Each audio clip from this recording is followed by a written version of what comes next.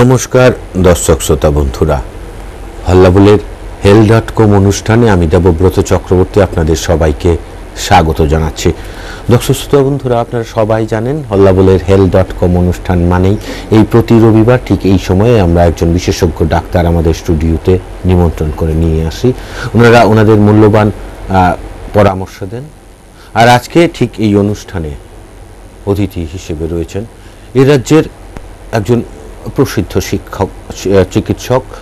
আসলে উনি শিশু বিশেষজ্ঞ এবং মানুষ হিসেবে না অনেক বড় মাপের মানুষ। আমি কিছু প্রত্যক্ষ করেছি ওনার সেই ধরনের আচরণ, এর জন্যই এই কথাটা আমি বলতে বাধ্য হয়েছি এবং খুব আনন্দ নিয়েই বলছি। হ্যাঁ, আজকে আমাদের এই অনুষ্ঠানে অতিথি হিসেবে রয়েছেন শিশুরোগ বিশেষজ্ঞ ডাক্তার সঞ্জীব দেববর্মা।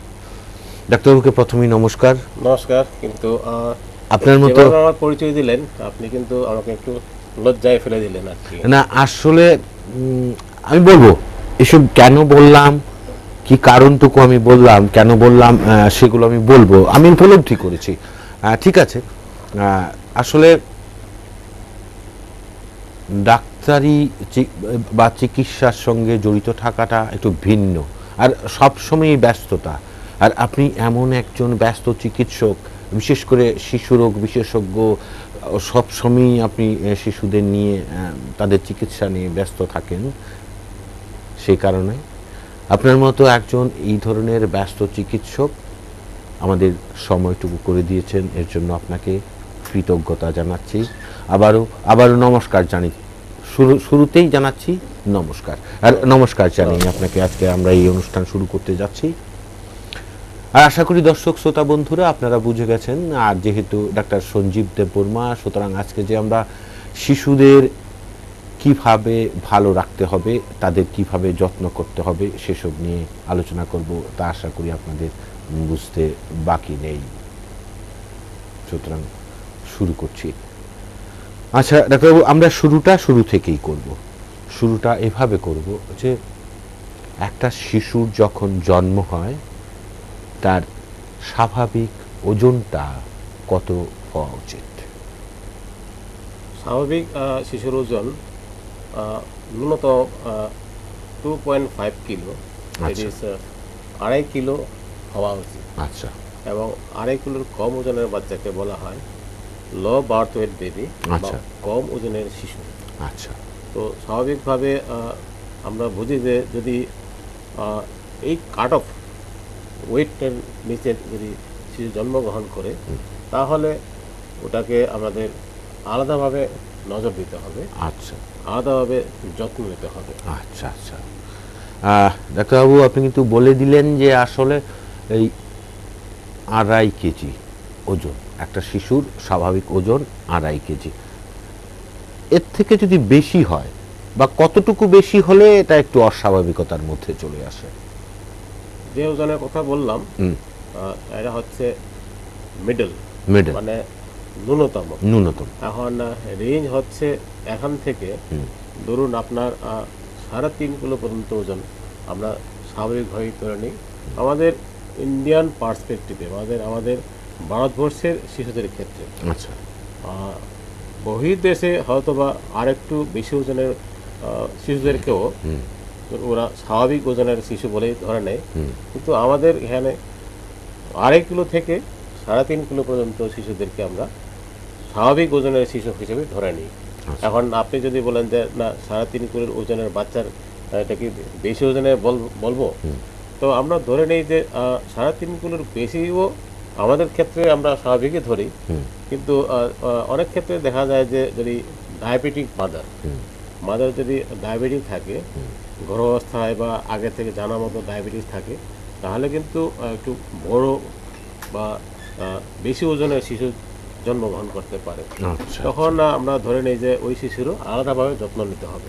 আচ্ছা আচ্ছা আচ্ছা, এই ধরুন যদি এই 2.5 কেজি ওজনের কম শিশু জন্মগ্রহণ করে, হ্যাঁ, তো কি সমস্যা হতে পারে? ধরুন আমরা 2.5 কিলো ওজন হচ্ছে একদম ন্যূনতম স্বাভাবিক ওজন, যদি ধরে নিই, তো এটাকে আবার ক্যাটাগরি করতে হয়। আচ্ছা। ধরুন বেশি কম ওজনের বাচ্চা, হুম। এটা বললে যে BLBW বেবি। আচ্ছা। হ্যাঁ, তো এটা হচ্ছে 1.5 কিলো 1.5 কিলো। কাটক। আচ্ছা 1.5 কিলোর নিচে হলে হুম। বেশি কম ওজনের বাচ্চা। আচ্ছা আবার যদি 1 কিলোর কম হয়ে যায়, হুম। তাহলে এটাকে বলছি আমরা extremely low birth weight baby, আচ্ছা মানে আচ্ছা খুবই কম ওজনের শিশু। আচ্ছা আচ্ছা তো এটা আপনার ওজন দেখে আপনার গর্ভাবস্থার যে কত সপ্তাহ পরে শিশু জন্মগ্রহণ করলো, এটা একটা পরিসংখ্যান অনুযায়ী হুম। আমরা ধরে নিতে পারি যে এত মাসেই বা এত সপ্তাহেই মানে শিশু জন্মগ্রহণ করে ফেলেছে।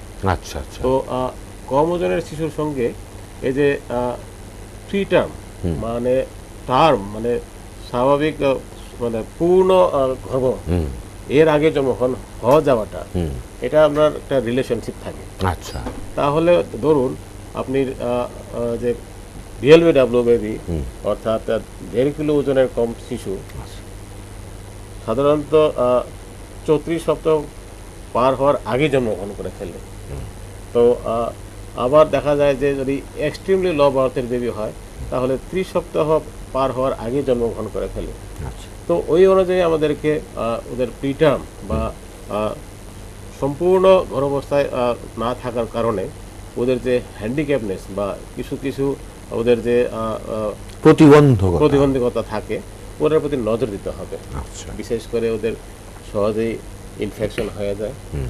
তারপরে শ্বাসকষ্ট শুরু হয় যেহেতু লাংটা ইমেচিউর থাকে, আর শিশুদের তাপমাত্রা রক্ষা করার যে একটা স্বাভাবিক একটা ইয়ে থাকে, যে ওইটাও কম থাকে। আর একটা হচ্ছে ফিডিং প্রবলেম, মানে খাওয়াতে অসুবিধা হয়ে যায়। আচ্ছা এই 4টা জিনিসটার সম্বন্ধে আমাদের খুবই যত্ন নিতে হয়।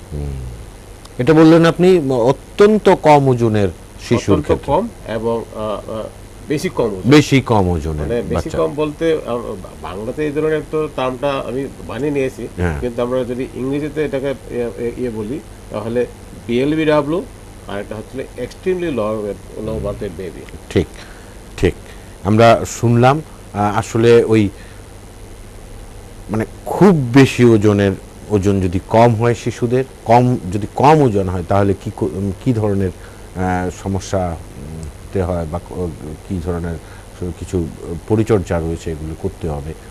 তো এবার আমরা যে প্রশ্নটা জানতে চাইব আপনার কাছে, যে বললেন না 3.5 কেজি পর্যন্ত মানে উপর দিকে স্বাভাবিক ওজন হওয়াটা উচিত, তো এই ক্ষেত্রে ধরুন এর থেকে বেশি হলো, এই ক্ষেত্রে কি উপসর্গ কিছু থাকে, কোনো সমস্যা হতে পারে শিশুর, কি হতে পারে?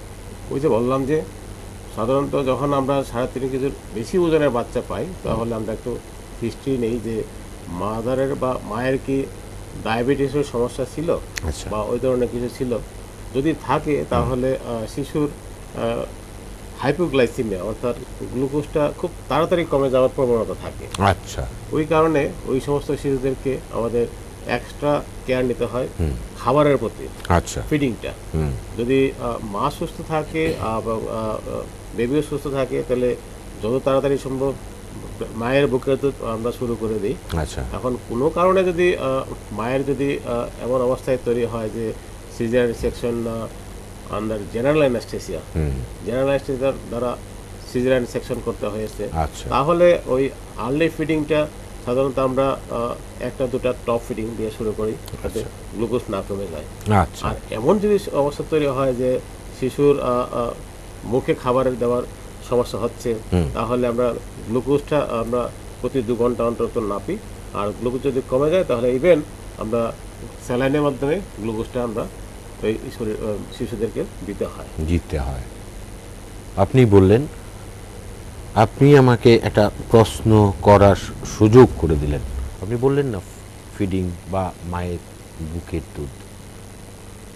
এক্ষেত্রে কতক্ষণ পরে সাধারণত মায়ের বুকের দুধ দেওয়া হয় শিশুদের, উচিত নিয়ম? খুবই সুন্দর প্রশ্ন করলেন আপনি। অ্যাকচুয়ালি এটা সব মায়েদেরই এবং যারা যারা আমরা মানে হেলথ কেয়ার প্রোভাইডার বা আমরা মায়ের যত্ন করি সবারই জানা উচিত যে যত তাড়াতাড়ি সম্ভব বারবার বলছি, শিশুকে মায়ের বুকের দুধ দিতে হবে। এবং এখন পর্যন্ত আমরা একটা পরিসংখ্যান চালিয়ে যাচ্ছি সর্বভারতীয়ভাবে যে জন্মের পরে কতজন শিশুকে 1 ঘন্টার মধ্যে মায়ের বুকের দুধ দেওয়া হয়েছে। আচ্ছা, এটাতে আমরা ধরে নেই যে মায়ের বুকের দুধ এস্টাবলিশ করার ক্ষেত্রে এটা একটা বিরাট ফ্যাক্টর। তো শিশুকে 1 ঘন্টার মধ্যেই মায়ের বুকের দুধ দিতে হবে। এটা হচ্ছে নির্দেশ বা ডিকটাম, এটা আমাদেরকে ফলো করতেই হবে। সে নর্মাল ডেলিভারি হোক, সিজারিয়ান সেকশনে হোক। ইভেন সিজারিয়ান সেকশনের হিস্ট্রিতে দেখা গেছে যে ইভেন আপনার অ্যাবডোমেন বা যে পেটের যে এটা ক্লোজ করার আগে, বন্ধ করার আগে মায়ের বুকের দুধ দেওয়া যায়। আচ্ছা, দারুণ। আশা করি দর্শক শ্রোতা বন্ধুরা আপনারা শুনছেন। তো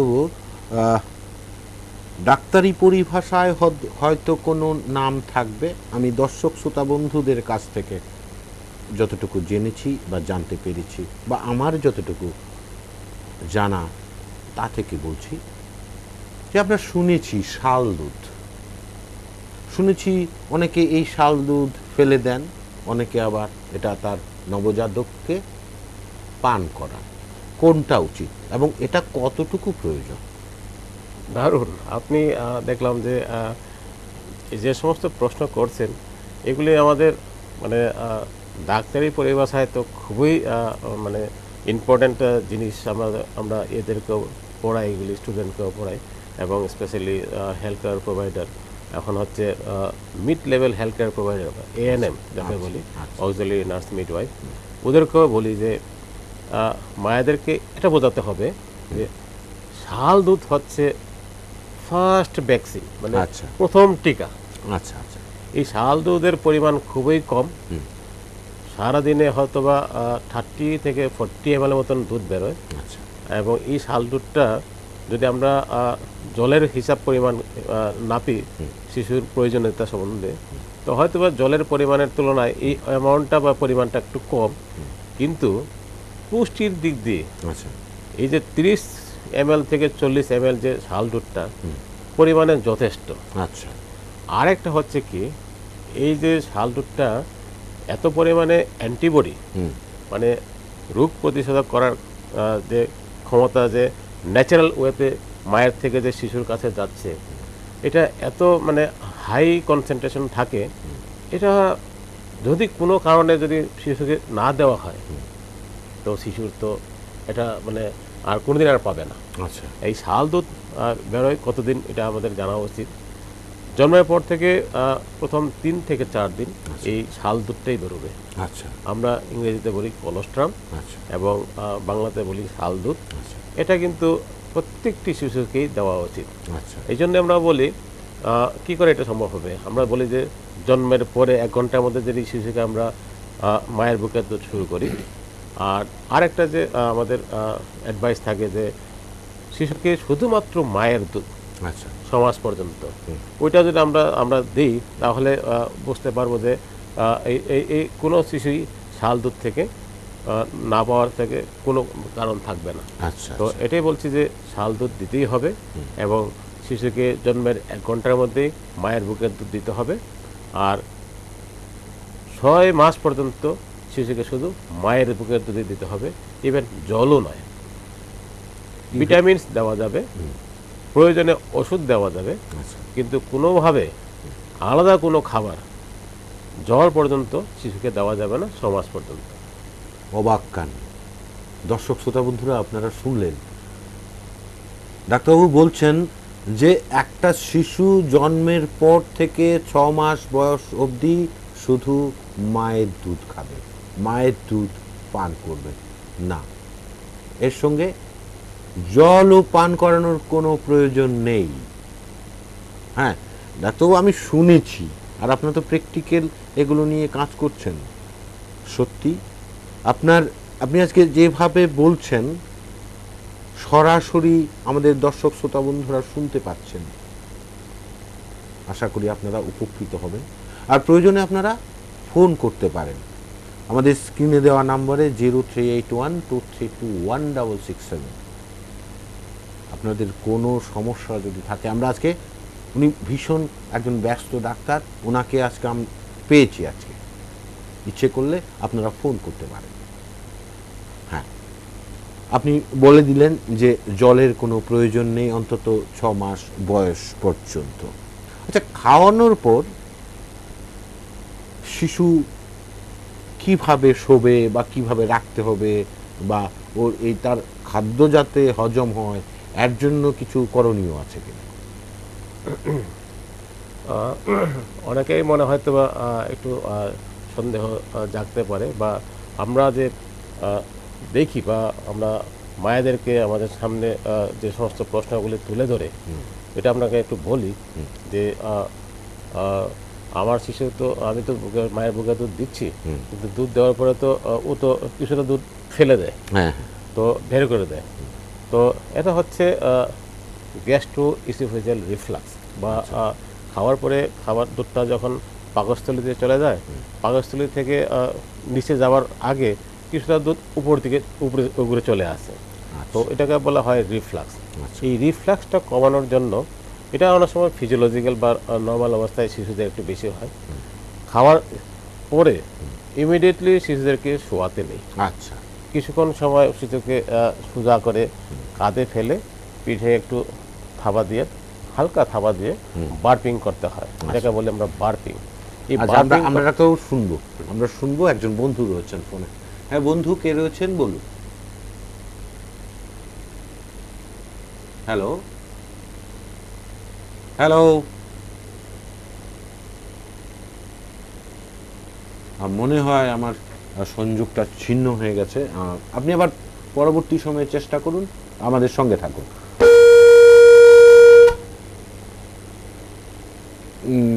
না, আমরা পরবর্তী সময় আবার চেষ্টা করব।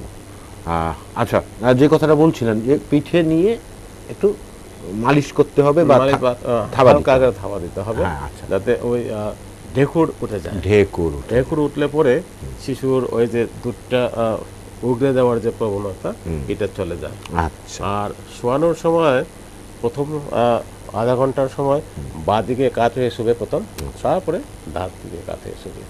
প্রথমে বাঁ দিকে কাত হয়ে শোয়াতে হবে শিশুটিকে খাওয়ানোর পর, তারপর ডান দিকে, তারপর শিশু তার নিজের মতো শোবে। আপনারা শুনলেন, খুব সহজভাবে কিন্তু ডাক্তারবাবু বুঝিয়ে দিচ্ছেন। আচ্ছা, এবার জানতে চাইব শিশুর স্নান।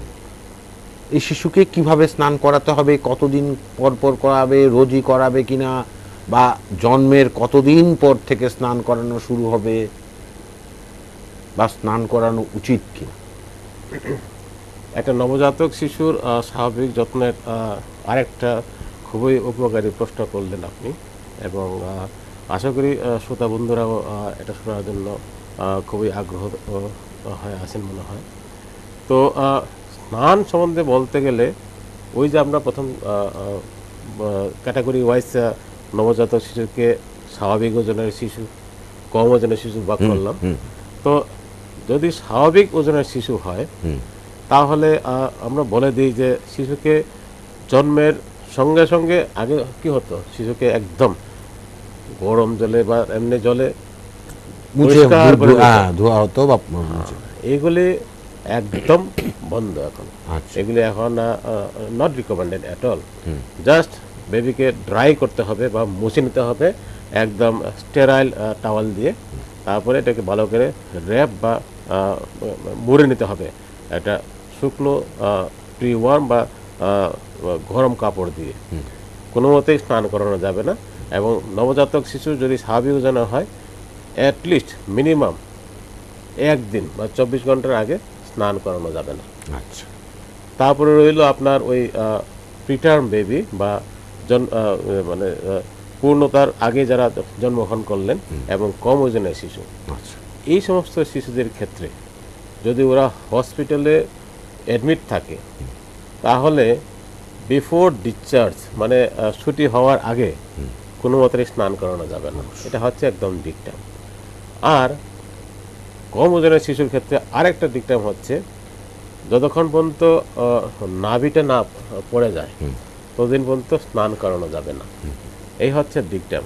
আর টার্ন বেবি পূর্ণ গর্ভাবস্থায় জন্মগ্রহণ করলো এবং স্বাভাবিক ওজনের শিশুদের 24 ঘন্টা পরে স্নান করানো যাবে, এ হচ্ছে স্নানের জন্য অ্যাডভাইস। আচ্ছা, আপনি আপনি আবার কিন্তু আপনি কিন্তু আবার আমাকে বলে দিলেন আমাকে আপনার কি প্রশ্ন করতে হবে আমাকে। এই যে আপনি বললেন না নাভি, এই নাভিটা সাধারণত কতদিন থাকে বা এই পরে এমন একটা ঠিক একটা সুতোর মতো একটা কিছু থাকে, এটা নালী সম্ভবত, এটা শুকিয়ে একটা সুতোর মতো হয় বা এটা দড়ির মতো হয়, হ্যাঁ, এটা কতদিন থাকা উচিত বা কতদিনের মধ্যে পড়ে যাওয়া উচিত বা যদি না পড়ে কি করা উচিত? এটা আমি নাভি বললাম কিন্তু অ্যাকচুয়ালি এটা হচ্ছে আম্বিলিক্যাল কর্ড। তো আম্বিলিক্যাল কর্ড হচ্ছে শিশু এবং মায়ের যে সংযোগ মানে রক্ষা করার একটা রুট বা রাস্তা বলা যায়। এটা আমরা জন্মের পরে আমরা এটা টাই করি বা বাঁধি, তারপরে এটাকে আমরা সংযোগটা ছিন্ন করি। আচ্ছা, তো এটার পরে এটা জাস্ট স্বাভাবিক যত্ন নেই এবং এই যত্নটা হচ্ছে যে এটাকে আমরা কোনো কিছুই লাগাই না, জাস্ট এটা যেহেতু স্টেরাইল, এটা যাতে ইনফেকশন না হয় এই জন্য কোনো কিছু এটাতে লাগানো উচিত নয়। এখন আপনার প্রশ্ন হচ্ছে যে এই নাভি যেটা আমরা কাটলাম এটা কতদিনের মধ্যে পড়বে অথবা কতদিন পরে না পড়লে আমরা একটু সমস্যা হতেই হতে পারে। পারে বা আচ্ছা সমস্যা হয়। ডাক্তারবাবু, আমরা আবারও একটা ফোন নিতে যাচ্ছি। হ্যাঁ বন্ধু, কে রয়েছেন? হ্যালো হ্যালো, হ্যাঁ বলুন। হ্যাঁ স্যার, সাথে আমি একটু যাকে কথা বলতে চাই ডাক্তারবাবুর সাথে। হ্যাঁ বলুন, হ্যাঁ, বলুন। অবশ্যই বলুন স্যার, শুনতে পাচ্ছেন। স্যার আমার নাম রিটুন সাহা, স্যার আমি সূর্যনগর থেকে বলছি। হ্যাঁ বলুন। হ্যালো হ্যাঁ বলুন, আমি শুনতে পাচ্ছি, বলুন। স্যার, সাউন্ডটা স্যার শোনা যাচ্ছে না স্যার আপনার। এটা আমি শুনতে পাচ্ছি, আপনি বলুন। ও আচ্ছা স্যার, স্যার একটা মানে বাচ্চাদের নিয়ে একটা কথা বলবো স্যার আমি। স্যার যে শিশুরা যে এখন স্যার ঘুমটা স্যার কম যে হয়, সেই জন্য স্যার আমি একটু বলতে চাইছি, জানতে চাই। বলুন আপনার প্রশ্ন আবার করুন তো। বললাম যে আমার শিশু এখন আমার বাচ্চা স্যার কম ঘুমায় আর কি, কম। সেই জন্য স্যার আমি বলতে চাই আর কি কি মানে কিছু আছে কি? আপনার শিশুর বয়সটা কত? আপনার শিশুর বয়স কত? 1.5 বছর। আচ্ছা, 1.5 বছর। কতক্ষণ ঘুমায়? ওই তো স্যার সকালে স্যার 1-1.5 ঘন্টা আর রাত্রে 8টার পরে ঘুমায় আর কি। ও তখন কতক্ষণ ঘুমায়? রাত্রে স্যার 8টার পর থেকে স্যার সকাল অবধি।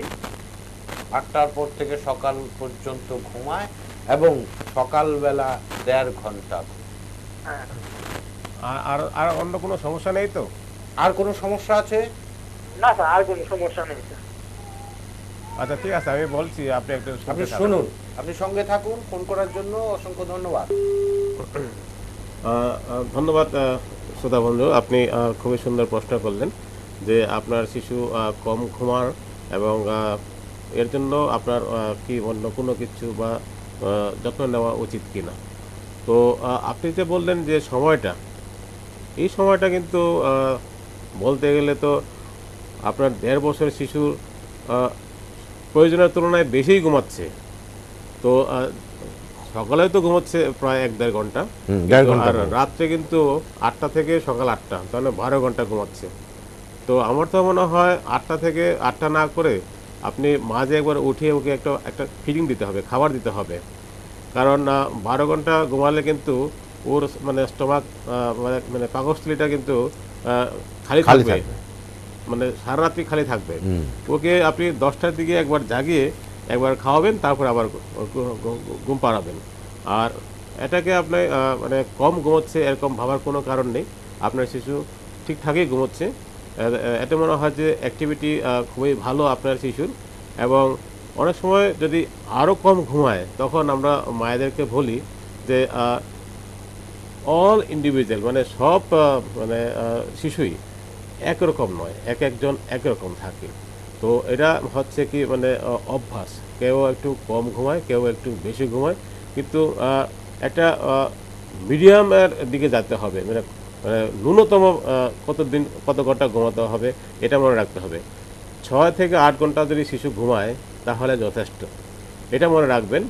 আর অ্যাক্টিভিটি, মানে সারাদিন ওই ছেলেটা মানে স্বাভাবিকভাবে অ্যাক্টিভিটি চালাচ্ছে কিনা, যেহেতু আপনার শিশু 1.5 বছর বয়স, এটা আমরা নজরে দিতে হবে, কারণ ওর হাঁটা চলা, কথা বলা এবং ওর পারিপার্শ্বিক পরিস্থিতির সঙ্গে মানিয়ে মানিয়ে নেওয়া, নেওয়া। এগুলি আপনাকে খেয়াল রাখতে হবে। এটা যদি করুন তাহলে আপনার শিশুর যথেষ্ট পরিমাণে যত্ন নেওয়া হবে। আর বাকি রইল খাবার। আপনার শিশু কিন্তু 1.5 বছর, এখন আপনার শিশু আপনারা বাড়িতে অন্য পরিবারের অন্য সদস্যরা যা খাবার খাচ্ছেন সেম খাবার খাবে, সেম নিয়মে খাবে, একই খাবার একইভাবে একই সময়ে খাবে। পরিমাণে একটু কম খাবে, কিন্তু খেয়াল রাখতে হবে আপনার 1.5 বছর ওজনের 1.5 বছর বয়সের শিশুর খাবারের যে চাহিদাটা বা ক্যালোরি রিকোয়ারমেন্ট, এটা কিন্তু আপনার যা দরকার এর প্রায় অর্ধেক। তো ওইটা মনে রাখতে হবে, কারণ ওর গ্রোথ অ্যান্ড ডেভেলপমেন্ট বা পরিপূর্ণভাবে বড় হওয়ার দিকে নজর দিতে গেলে খাবারের দিকে নজর দিতে হবে। আপনার জন্য আমার মনে হয় যে এই অ্যাডভাইস। ধন্যবাদ। আশা করি দর্শক বন্ধু আপনি আপনার প্রশ্নের উত্তর পেয়ে গেছেন। হ্যাঁ ডাক্তারবাবু, আমরা আলোচনা করছিলাম সেই নাভি নিয়ে। আপনি যদিও ওই নাভি নিয়ে আসলে নাভি ব্যাপারটা কি তা বোঝাচ্ছিলেন। এই যে নাভি পড়ার সময়টা কিন্তু একটা বেশ লম্বা একটা রেঞ্জ থাকে। আচ্ছা, অনেক ক্ষেত্রে একটু তাড়াতাড়ি পড়ে যায়, অনেক ক্ষেত্রে একটু দেরিতে পড়ে। তবে স্বাভাবিকভাবে আমরা ধরে নিই যে 5 থেকে 7 দিন পরে এটা পড়তে পারে। আচ্ছা। তো 5 থেকে 7 দিনের আগে এটা সাধারণত পড়ে না। আর অনেক সময় দেখা যায় যে এটা 10 দিন বা 12 দিন পর্যন্ত থাকে। আর অনেক সময় যদি 15 দিন পরেও যদি না পড়ে, তাহলে হয়তোবা একটু সবার একটু চিন্তা হয় যে এটা পড়লো না কেন। হ্যাঁ, তখন আমরা হিস্ট্রি নিয়ে দেখি যে এটাকে কোনো কিছু লাগিয়েছে কিনা। যদি কোনো কারণে যদি অ্যান্টিবায়োটিক অয়েনমেন্ট লাগিয়ে ফেলে এটাতে, তাহলে কিন্তু এটা পড়তে একটু দেরি হয়। আচ্ছা, তখন এটা আমরা সাধারণত সার্জিক্যাল স্পিরিট দিয়ে একটু শক করে দিতে বলি, তারপরে 1-2 দিনের মধ্যে পড়ে যায়। আচ্ছা। তো রেঞ্জটা হচ্ছে 5 থেকে 15 দিন, 15 এর মধ্যে পড়ে যাবে। এক দর্শক বন্ধু ফোন করলেন এবং বললেন যে ওনার শিশু কম ঘুমায়। ডাক্তারবাবু বলে দিলেন যে ওই কতক্ষণ ঘুমাতে হবে, 6 থেকে 8 ঘন্টা বললেন, এবং এও বললেন যে সবার একরকম ঘুমের নিয়ম হয় না, সময় হয় না। তা এক্ষেত্রে আরেকটি প্রশ্ন আমার মনে এসছে যে এই শিশুদের খাওয়ানোর কোনো নির্দিষ্ট সময় রয়েছে কিনা এবং দিনে কয়বার খাবে, তাছাড়া কতক্ষণ বাদে বাদে খাবে। অদ্ভুত আরেকটা মানে খুবই সুন্দর প্রশ্ন করলেন। প্রথমে তাহলে ওই প্রথম থেকে শুরু করি। যখন আমরা বললাম যে জন্মের পর থেকে 6 মাস পর্যন্ত শুধু মায়ের বুকের দুধ দিতে হবে, তাহলে ওই সময়টার মধ্যে একটা শিশুকে মা দিনে কতবার বুকের দুধ খাওয়াবে এটা থেকে শুরু করি। ঠিক। তো আমরা বলি কি ন্যূনতম 8 বার খাবার দিতে হবে। 8 বার। এটা কি 24 ঘন্টায়? 24 ঘন্টায়। 24 ঘন্টায়। আচ্ছা। তাহলে যদি বেশি দেয় তাহলে কতবার? তো বেশির কোনো আপার লিমিট নেই। তো 8 থেকে শুরু করা হয় যে মিনিমাম, তারপরে 10 থেকে 12 বার।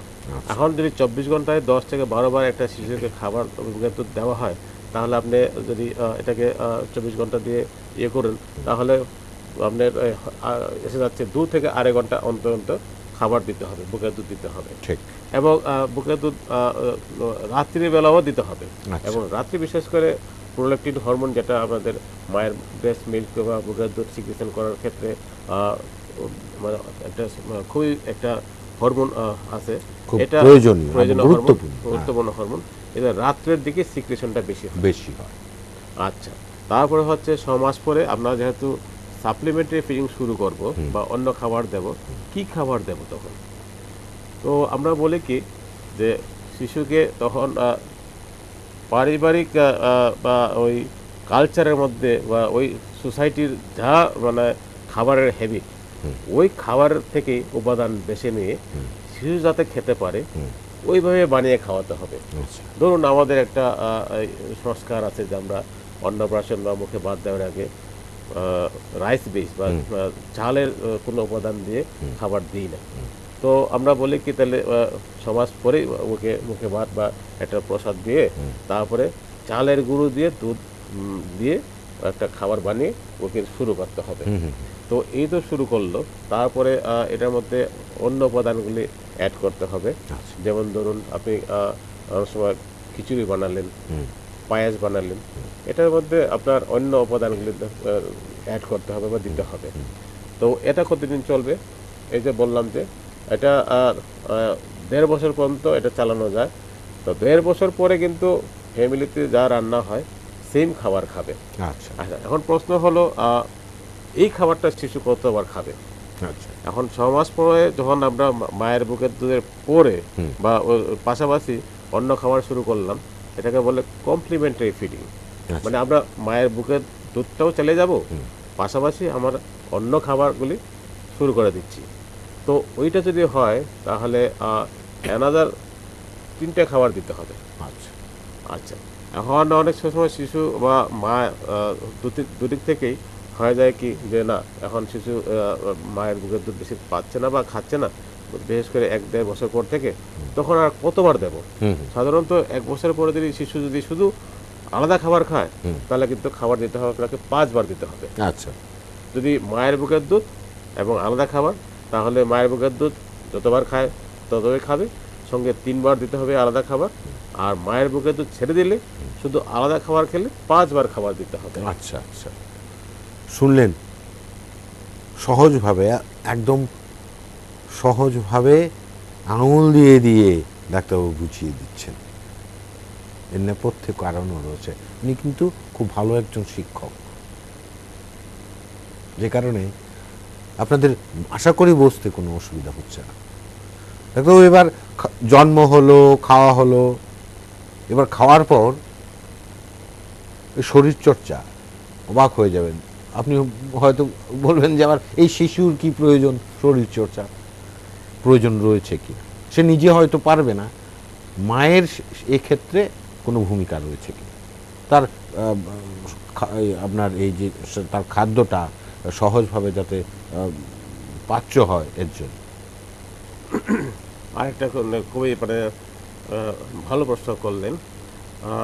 শরীর চর্চা বলতে আমরা বড়দের ক্ষেত্রে যেরকমটা আমরা ভাবি যে আলাদাভাবে শরীর চর্চা, সে যোগ ব্যায়ামে হোক বা খেলাধুলায় হোক, ওই ধরনের ডাম্বেল নিয়ে আমরা শিশুদের ক্ষেত্রে আশা করছি না। তো শিশুর শরীর চর্চা কিন্তু শিশুর মতোই করবে। হ্যাঁ। তো ওটাকে আমরা বলি যে বডি মুভমেন্ট।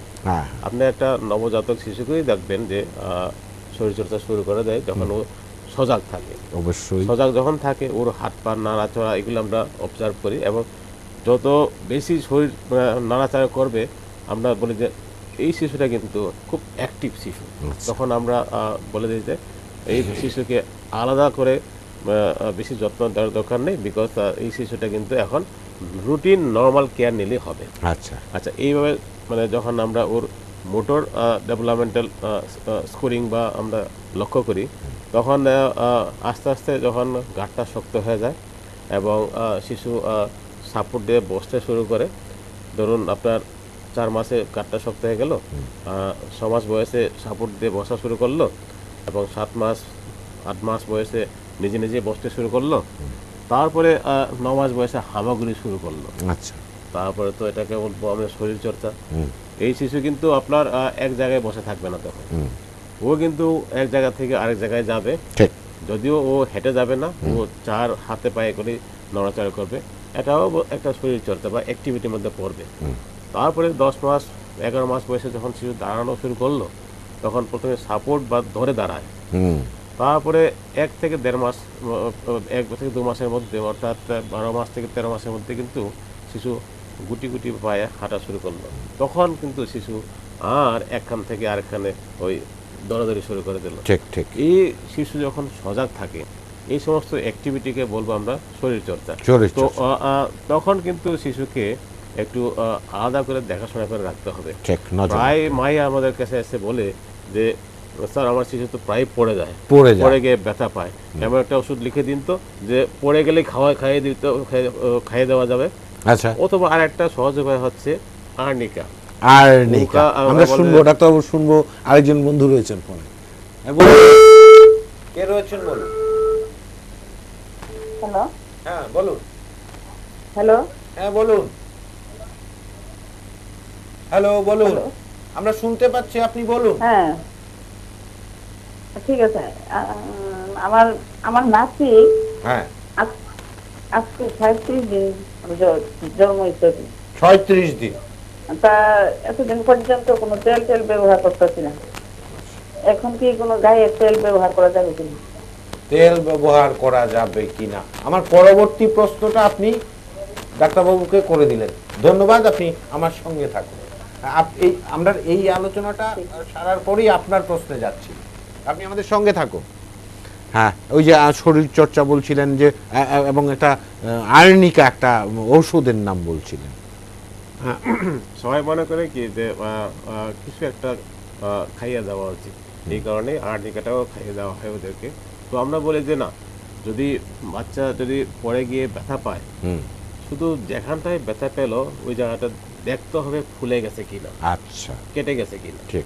যদি না কাটে শুধু ফুলে যায়, তাহলে আমরা বলি যে শুধু ঠান্ডা জলে সেঁক দিতে হবে, আচ্ছা, কাপড় ভিজিয়ে বা তুলা ভিজিয়ে ওই জায়গাটাকে চেপে রাখতে হবে। আর যদি খুব বেশি ফুলে যায়, তাহলে আমরা বলি যে আইস কোল্ড কম্প্রেশন, আচ্ছা, মানে বরফ একটা রুমালের টুকরোতে, রুমালের নিয়ে ওটাকে থেতলিয়ে ওই জায়গাতে চাপা দিয়ে রাখলে যে জায়গাটা সুয়েলিং বা রক্তক্ষরণ হয়েছে ওটা কমে যায় ইমিডিয়েটলি। এটা ছাড়া আর যদি ভমিটিং টমিটিং বা বমি না করে, তাহলে ওটাকে শুধু প্যারাসিটামল দেওয়া যাবে, আর অন্য কোনো কিছু দেওয়ার দরকার নেই। আর যদি বমি হয়, তাহলে সঙ্গে সঙ্গে হসপিটালে নিয়ে যেতে হবে, নিউরোলজিক্যাল কোনো ডিফিজিট আছে কিনা ইভ্যালুয়েট করার জন্য। আচ্ছা। শরীরচর্চা বাকিটা বললাম, যেটা ওইটা হচ্ছে যে এই যে মুভমেন্টের ক্ষেত্রে যদি পরে টরে যায়, আর বাকি শরীরচর্চা কিন্তু ওরভাবেই করবে। এই যে বললাম যে এখানে যাওয়া, হামাগুড়ি দিয়ে যাওয়া প্রথমে, তারপরে ছুটাছুটি দৌড়াদৌড়ি করা, এটাই শরীরচর্চার মধ্যে পড়ে। এতেই কিন্তু ওর শারীরিক পূর্ণ বিকাশ হয়। পূর্ণ বিকাশ হয়। একজন দর্শক বন্ধু এইমাত্র ফোন করলেন, ফোন করে জানতে চাইলেন যে উনার নাতির বয়স হয়েছে 36 দিন, এখন পর্যন্ত উনি তেল ব্যবহার করেননি বা ওনার নাতির দেহে তৈলমর্দন করেননি। আমি যে প্রশ্নটা করব, উনি বলেছেন 36 দিন, আমি জানতে চাইব যে এই শিশুদের এই শরীরে তৈলমর্দন বা তেল মাখার কোনো প্রয়োজনীয়তা আছে কিনা? অ্যাকচুয়ালি উনি একজন দিদিমা বা ঠাকুমা, ওনার নাতির জন্য ও কি তেল দিয়ে মালিশ করবেন ওই সম্বন্ধে বা তেল আদৌ মালিশ করার প্রয়োজনীয়তা রয়েছে কিনা, তো এটা কিন্তু মানে এক্সেপশনাল। কিন্তু আমরা সাধারণত সচরাচর কি দেখি, প্রায় ঠাকুমা বা দিদিমাই জন্মের পরে কিন্তু তেল মালিশ করা শুরু করে দেয়। তো তেল মালিশ বা ম্যাসেজ যেটা আমরা বলি, এটা কিন্তু ভীষণ দরকার। আচ্ছা, কারণ এতটাতে হয় কি, আপনার সার্কুলেশনটা ঠিকঠাক থাকে, আর কি বলে এটা, ওর স্টিমুলেশন বা কিছু একটা অনুভূতি হয়, যেটা শিশুকে ওই যে বললেন যে শরীরচর্চা, তখন এটা পেসিভভাবে শরীরচর্চা হয়ে যায়। ওই সময় তো বললাম যে নিজে নিজে এখান থেকে এখানে যাওয়া বা হাঁটা বা সামগ্রীতে যাওয়া, এটা তো অ্যাক্টিভ শরীরচর্চা। আর মেসেজ হচ্ছে যে মালিশ হচ্ছে যে একটা পেসিভ শরীরচর্চা। আচ্ছা, এখন ওনার নাতির জন্য উনি বলেছেন যে তেল যদি আমরা ইউজ করি, তাহলে কী তেল ইউজ করব, কোন তেলটা। তো আমরা এখন রিকমেন্ড করছি হচ্ছে নারিকেল তেল। নারকেল তেল খুব কম ইরিটেন্ট, আর অন্য তেলগুলি হচ্ছে কি সরষের তেল বলুন বা অন্য তেলগুলি খুব ইরিটেন্ট থাকে। আর আমাদের মনে রাখতে হবে শিশুর মানে যে চামড়াটা খুবই পাতলা থাকে, আমাদের পরিপূর্ণ আমাদের অ্যাডাল্ট চামড়াটার মতো 8টা লেয়ার নেই, আচ্ছা। ওদের হচ্ছে ম্যাক্সিমাম 6টা লেয়ার থাকে। আচ্ছা ওইটা মনে রেখে এমন তেল ইউজ করতে হবে যেটা স্কিনের খুব ইরিটেন্ট নয়। আচ্ছা তো এটাতে বলা হয় যে নারিকেল তেল ইউজ করাটাই খুব ভালো। তো সাইন্টিফিক্যালি এখন কিন্তু ওরা অ্যাডভাইস করছে যে টেন্ডার কোকোনাট অয়েল, মানে ডাবের জল থেকে যে নারকেল তেলটা তৈরি হয়, আচ্ছা। ওইটা হচ্ছে খুবই উপকার। কিন্তু এটা এখনো কিন্তু আমাদের ত্রিপুরা রাজ্যে বাজারে আসেনি বা পাওয়া যায় না। পাওয়া যায়নি। তো আসবে, তো না আসার পরে কিন্তু আমরা কিন্তু স্বাভাবিক নারকেল তেল যেটা পাওয়া যায় এটা দিয়েই মালিশ করা যেতে পারে। আর আচ্ছা। ওনার নাতির তো 36 দিন হয়ে গেল, দেওয়াই যেতে পারে এখন। দেওয়াই যেতে পারে। সুতরাং দিদিমা বা ঠাকুমা, আপনি কিন্তু একদম অনুমতিটা পেয়ে গেলেন। আপনি আপনার নাতির দেহে তেল অবশ্যই মর্দন করতেন। হ্যাঁ, একটা কথা জানতে চাইব, আপনি আমার সঙ্গে সহমত নাও হতে পারেন। আমি তো ডাক্তারি মোটেও না, এবং মোটেও আমি এতটা জানি না। যতটুকু আপনার কাছ থেকে বুঝতে পেরেছি, জানতে পেরেছি, এই বাচ্চার শরীরে যে তেলটুকু মাখা হবে তা ভালো করে মাখার পর স্নানের সময় ধুয়ে দিতে হবে। আপনি কি মনে করেন? না না না না, অ্যাকচুয়ালি তেলটা হচ্ছে যে আমরা যে মেসেজ করব, মেসেজ করার সময় যাতে স্কিনটা মানে চামড়াটা যাতে ইনজুরি না হয়, আচ্ছা এটা একটা লুব্রিকেন্টের মতন কাজ করবে। এই তো আসলে তো তেলের কোনো ইয়ে নেই। আর এই জন্যই তো বললাম যে এমন তেল ইউজ করব যেটা স্কিনের যাতে ইরিটেন্ট বা ক্ষতি না করে। আচ্ছা। কাজে এটা মুছে নেওয়ার তো কোনো প্রশ্নই নেই, মানে থাকবে, এটা থাকবে। জল দিয়ে ধুতে হবে না? না না, মেসেজ তো করবে স্নানের আগে, আচ্ছা তারপরে স্নান করাবে। আরেকটা কথা মনে রাখা উচিত, আমরা এই সময়ে আলোচনাটা করছি বলে আমি খুবই মানে সহজভাবে বলে দিলাম যে মেসেজ করা যেতেই পারে বা মালিশ করা যেতেই পারে, কিন্তু ঠান্ডার দিনে, আচ্ছা শীতের দিনে মানে পুরা উদুম করে মেসেজ করা মোটেই উচিত না। অ্যাডভাইস না। আচ্ছা ডাক্তারবাবু, আমাদের ঘড়ির কাঁটা কিন্তু বলছে আমাদের এই অনুষ্ঠান আর বেশি দূর এগিয়ে নিয়ে যাওয়া যাবে না। তা এখন এই শেষ মুহূর্তে এসে আপনার কাছে মায়েদের জন্য তাদের শিশুর যত্ন নেওয়ার ক্ষেত্রে একটা ছোট্ট বার্তা যদি আপনি প্রদান করেন, তাহলে আমরা কৃতজ্ঞ থাকবে আমাদের দর্শক শ্রোতা বন্ধুরা। আপনি কি বার্তা দেবেন? তো আমরা যদি প্রথম থেকে শুরু করি, আমাদের আলোচনা কোথা থেকে শুরু করলাম, আমরা নবজাতক শিশুর জন্ম পরে কিভাবে যত্ন নেব এটাই দিয়ে শুরু করেছিলাম। তো 1 নম্বর বার্তা থাকবে যে জন্মের পরেই যত তাড়াতাড়ি সম্ভব 1 ঘন্টার মধ্যেই আপনার শিশুকে মায়ের বুকের দুধ বা আপনার দুধ দিতে হবে। আর 3 দিন পর্যন্ত যে দুধটা বেরোবে, মানে যেটা শাল দুধ, এটা হচ্ছে আপনার শিশুর জন্য প্রথম টিকা। এবং শুধুমাত্র মায়ের বুকের দুধ এটা খাওয়াতে হবে 6 মাস পর্যন্ত। জলও নয়, ভিটামিনস দেওয়া যাবে, কারণ WHO বা ওয়ার্ল্ড হেলথ অর্গানাইজেশন এখন ভিটামিন D3টা সবার জন্য ম্যান্ডেটরি বা মাস্ট করে দিয়েছে। তো আপনি যখন শিশুকে হসপিটাল থেকে বাড়িতে নিয়ে আসবেন, তখন দেখবেন যে প্রেসক্রিপশনের মধ্যে ভিটামিন D3 লেখা থাকে। বলে দেওয়া হয় যে এটা 6 মাস খাওয়াতে হবে। কোনো কোনো ক্ষেত্রে আমরা 1 বছর বলি, আর আমি বলি 2 বছর। কেন বলি 2 বছর? কারণ আমাদের যে ব্রেইনের যে ডেভেলপমেন্ট, যেটা 70% ওয়াজ কমপ্লিটেড ইন ইউটেরো, মানে গর্ভাবস্থায়, এটা 90% ডেভেলপ কমপ্লিট হয়ে যায় 2 বছরের মধ্যে। কাজে যা করবার 2 বছরের মধ্যে করতে হবে। এই যে 6 মাস পর্যন্ত শুধু মায়ের বুকের দুধ খাওয়ালেন, এটা কিন্তু আপনার ব্রেইনের ডেভেলপমেন্টের জন্য 100% কাজ করবে। আর 6 মাস পরে আপনার শিশুকে আপনি কমপ্লিমেন্টারি ফিডিং শুরু করবেন। এবং কী দিয়ে শুরু করবেন? এটা হচ্ছে আপনার সামর্থ্যের মধ্যে, আপনার সংস্কারের মধ্যে, সামাজিক দায়বদ্ধতার মধ্যে যেটা পারমিসেবল, এটাই। কিন্তু মনে রাখতে হবে এটা এমনভাবে বাড়াতে হবে যাতে শিশু খেতে পারে, ওর স্বাদ লাগে এবং ও খাবে। আপনি যখন শুধুমাত্র মায়ের বুকের দুধ 6 মাস পর্যন্ত দেবেন, তখন ন্যূনতম 8 বার দুধ দিতে হবে, এবং পারলে 10 থেকে 12 বার 24 ঘন্টায়। আর হ্যাঁ বলুন। আর যখন আপনি আলাদা খাবার শুরু করলেন 6 মাস পরে, যদি মায়ের বুকের দুধ সঙ্গে সঙ্গে পাশাপাশি চলে, তাহলে 3 বার দেবেন। 1 বছরের পরে যদি দুধ ছেড়ে দেয় বা 2 বছর পরে ছেড়ে দেয় তাহলে 5 বার খাবে আপনার শিশু। মনে রাখবেন আপনার শিশুর পরিপূর্ণ বিকাশের জন্য খাবার বা খাবারের তালিকা হচ্ছে সবচেয়ে বড় উপাদান। এবং একটা জিনিস আজকে আমরা বলতে ভুলে গেছি যে শরীরচর্চা তো বললাম, যে পাশাপাশি আপনার শিশুকে কিন্তু ইমিউনাইজেশন বা টিকা দিতে হবে। এটা আমরা বলে গেছি, কিন্তু এটা মনে রাখতে হবে যে আপনার শিশু যেভাবে জাতীয় টিকাকরণ আওতায় যা যা টিকা পাওয়া উচিত সময় মতো সবগুলি টিকাই নিতে হবে। দর্শক শ্রোতা বন্ধুরা, ডাক্তারবাবু কিন্তু আমরা যে আলোচনাটা একটু মিস করে গেছিলাম, সেই আলোচনাটা একদম পরিপূর্ণ দিয়ে ফুল স্টপ দিলেন। আর এই ফুল স্টপ মানেই কিন্তু শেষ। সুতরাং আগামী রবিবার ঠিক এই সময়ে হল্লাবলের এই health.com অনুষ্ঠানটি দেখার আগাম আমন্ত্রণ জানিয়ে আমি দেবব্রত চক্রবর্তী ডাক্তার সঞ্জীব দেববর্মাকে সঙ্গে নিয়ে আজকের অনুষ্ঠান থেকে বিদায় নিচ্ছি। আপনারা সবাই ভালো থাকুন। নমস্কার। নমস্কার।